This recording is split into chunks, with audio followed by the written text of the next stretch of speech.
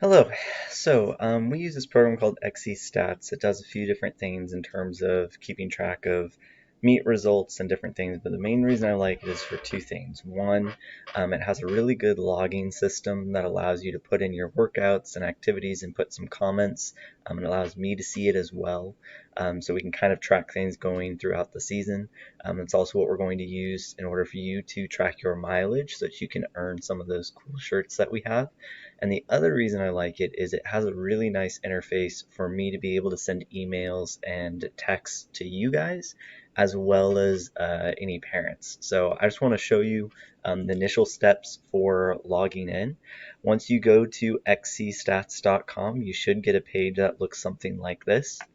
You're going to want to click on schools, which is over here, and you're going to scroll down till you find Escalon. So right here, I'm going to click on Escalon.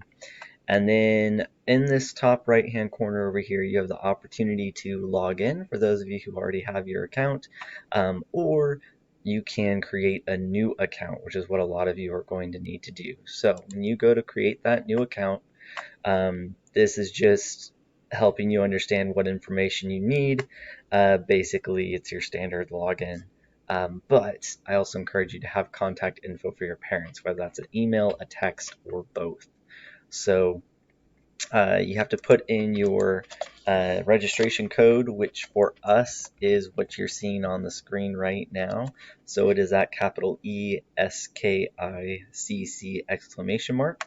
And so you're going to type in that registration code that verifies that you are part of this team. Click submit. And then obviously you are an athlete. So you'll click athlete. You can select your gender.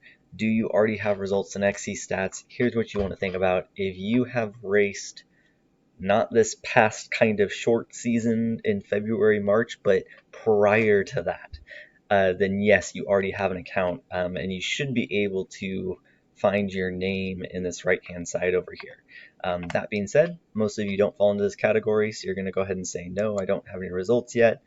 You're going to put in your graduation year, so maybe you're an incoming freshman, and then you just fill in all your info. So you've got your name, your email. It is recommended not to use your school email on this one because it will get flagged.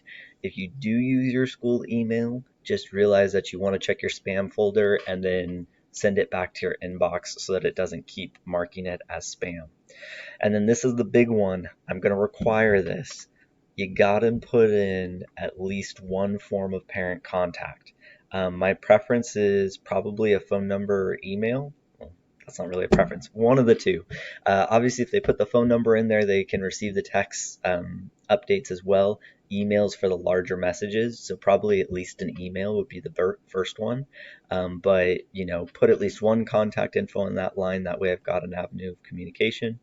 And then you would submit your registration, and that would basically be it. You should get a confirmation email that clarifies that.